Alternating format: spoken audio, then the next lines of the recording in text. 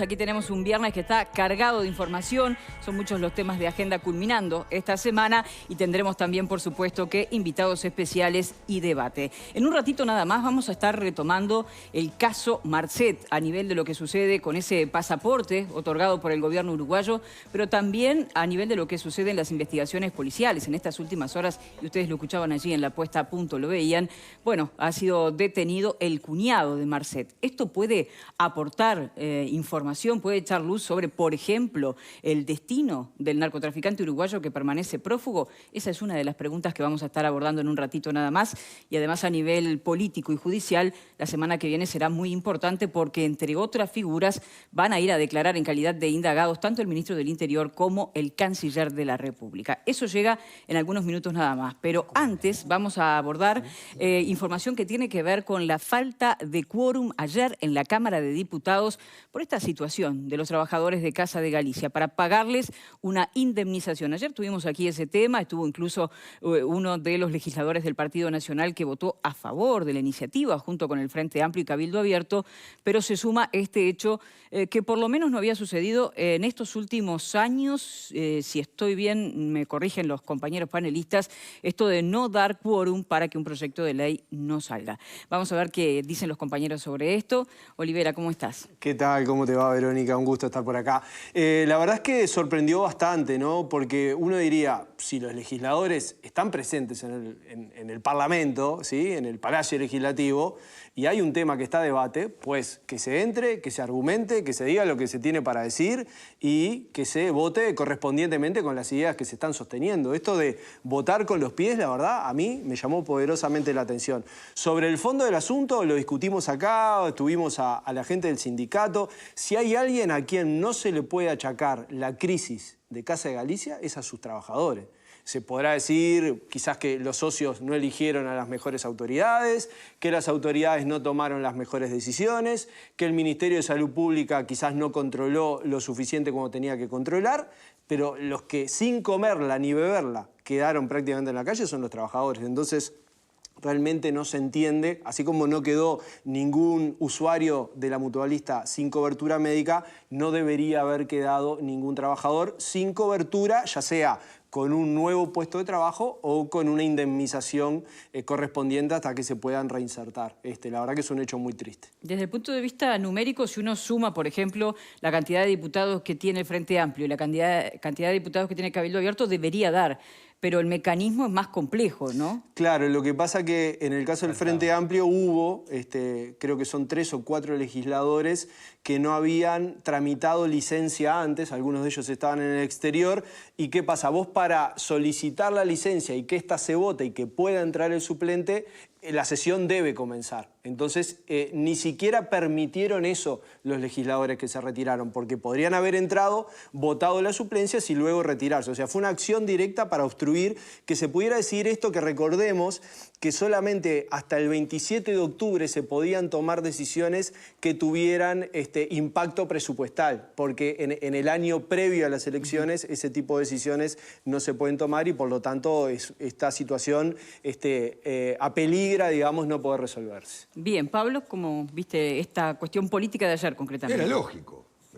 Era evidente que la posición del Poder Ejecutivo iba a vetarlo en caso de que se aprobara y claramente los legisladores, en este caso del Partido Nacional, no entraron a sala para no dar el quórum. Ahora, yo digo una cosa es la situación de los trabajadores, que lo hemos hablado, y hay que solucionarles el tema, es clarísimo eso, habrá que ver de dónde salen los fondos, cómo salen, etcétera, eso es una cosa. Y por otro lado, colocar a los otros trabajadores que han quedado sin trabajo, que andan alrededor de 500. Que eso hay que solucionarlo de alguna manera. De hecho, creo que hoy le iban a entregar una carta al presidente al mediodía, en la reunión que tenía con el presidente de Argentina y de Brasil a tales efectos para que los reciba y se logra una solución que yo creo que va a salir. Eso es una cosa. Ahora, también hay otra cosa. Si yo soy una fuerza política y quiero, lógicamente, llevar adelante un proyecto y aprobarlo, me tengo que preocupar de tener el quórum. No es excusa de que tengo algunos de viaje, otros estén enfermos, otros no hayan votado. Si yo entiendo que quiero sacar adelante un proyecto de ley y tengo los votos para hacerlo, señores, bueno, vuelvan del viaje, los llamo por teléfono, hacemos quórum y la sacamos adelante. La posición de los legisladores del Partido Nacional era lógica, o esperaban alguna otra cosa. sabiendo que el Poder Ejecutivo lo iba a vetar? ¿Iban a votar algo en contra de lo que el Poder Ejecutivo ya sabían que iba a vetar? No, no se iba a hacer. Yo creo que fue una desinteligencia, tanto del Frente Amplio como de Cabildo Abierto, intentar aprobar un proyecto de ley sabiendo que ellos mismos no podían tener el quórum suficiente por diferentes motivos. Entonces, se podrá... Estuvieron cerca, faltó uno, ¿no? Estuvieron cerca. Bueno, pero es un tema, a ver, es un tema de organización, entiendo yo. Después se podrá ver la situación política, si estuvo bien, estuvo mal. En fin, se verá si este es el proyecto que en realidad se puede cumplir o no se puede cumplir. Tengo entendido que era un 60% de los rubros salariales que estaban reclamando, que es alguna cifra que es razonable. Es algo que es razonable y los trabajadores la habían aceptado. Quizá no es este el mecanismo y habrá que buscar otro mecanismo. Dos conclusiones. Una, los trabajadores no pueden quedar desamparados y los que se les prometió que se los iba a integrar nuevamente a la salud, de una forma u otra deben ser reintegrados. Eso es indiscutible porque aparte el Poder Ejecutivo dio su palabra sobre eso y la tiene que cumplir. Otra cosa diferente es achacarle a una fuerza política que no hubo quórum, cuando yo me tengo que preocupar, si quiero sacar algo adelante, que mis legisladores no estén viajando, estén sentados en el Parlamento y levanten la mano. Marta, ¿dónde pones vos la mirada? La verdad que es un tema muy complejo, pero tiene varias aristas. La primera es, si hay un compromiso de reubicar a los trabajadores, bueno, ese compromiso tendría que ser cumplido y si no es cumplido, la sanción correspondiente. Ahora bien... Eso estaba previsto en ese proyecto de ley que, bueno, que naufragó ahora. Pero a su vez había un compromiso económico que era muy grande y que entiendo que el Poder Ejecutivo no lo puede cumplir porque, a ver... A menos que se haya descubierto petróleo en Uruguay, cosa que yo no me enteré, no podemos tener fondos para todas las cosas que hacen falta. Entonces, bueno, por ahí. Lo que no me parece correcto es que no entren a discutir el proyecto. Entran, lo discuten y no lo votan. Eso de me escondo y no entro me parece tan infantil que la verdad que me llama la atención.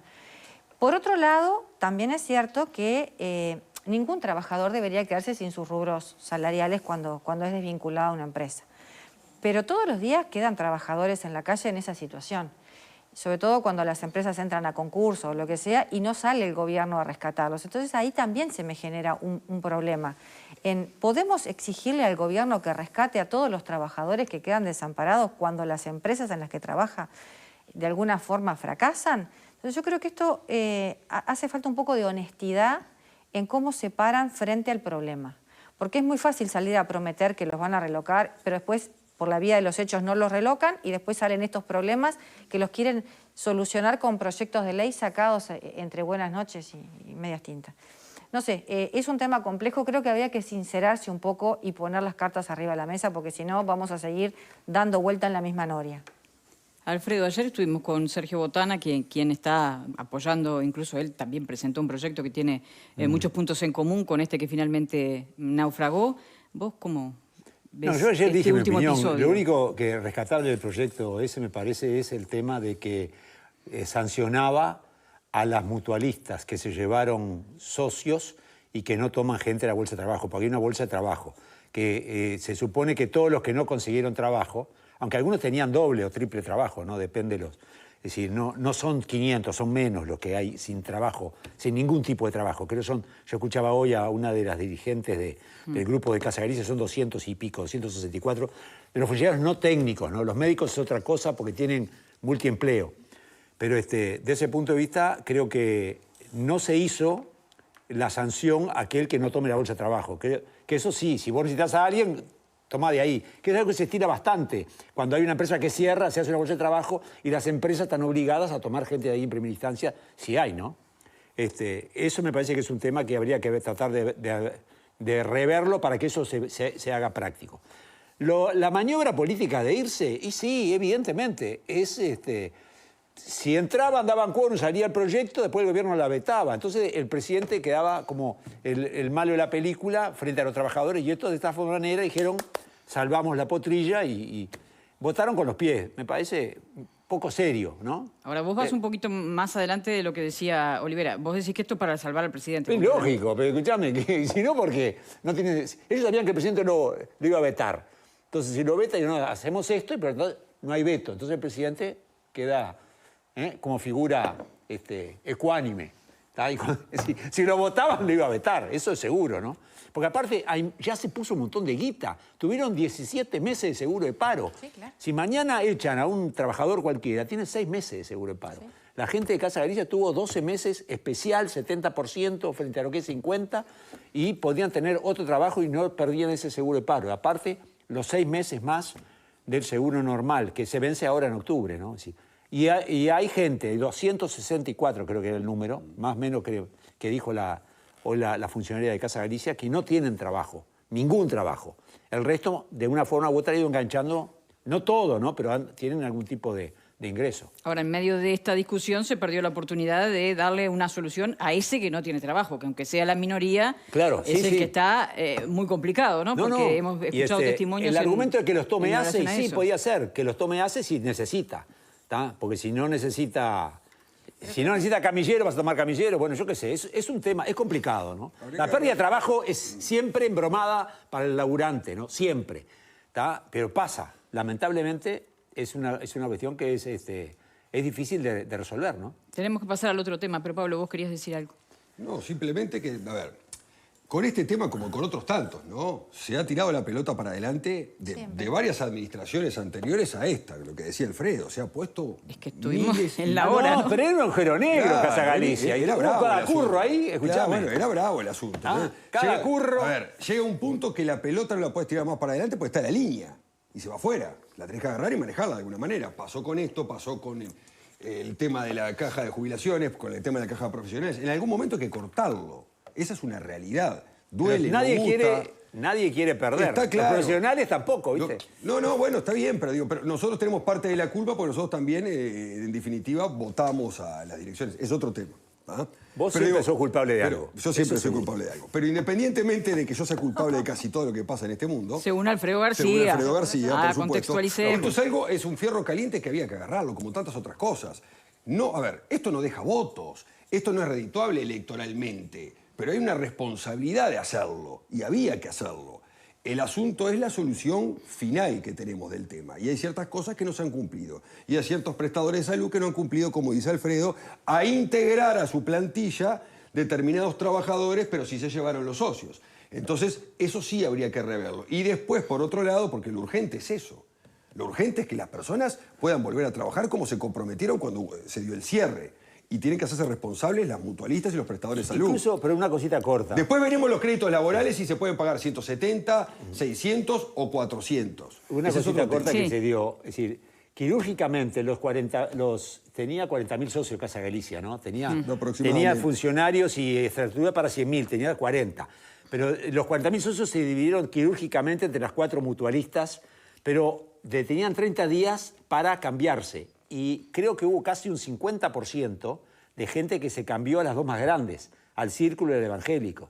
O sea, yo no sé si en ese caso el Círculo Evangélico tomaron funcionarios de acuerdo a los socios que le robaron, entre comillas, a los otros, ¿no? ¿Es culpa de las mutualistas o es culpa del que no controló que efectivamente se hubiera No, sucedido? y ahí es culpa del que no controló, exactamente. Bueno, porque no había sanciones tampoco si no lo cumplían. Es que ese es el gran problema que tenemos siempre, que es, bueno, nosotros decidimos esto, y después, ¿quién controla? ¿Quién controla? Claro. ¿Y qué se sanciona? Porque sin sanción no pasa nada.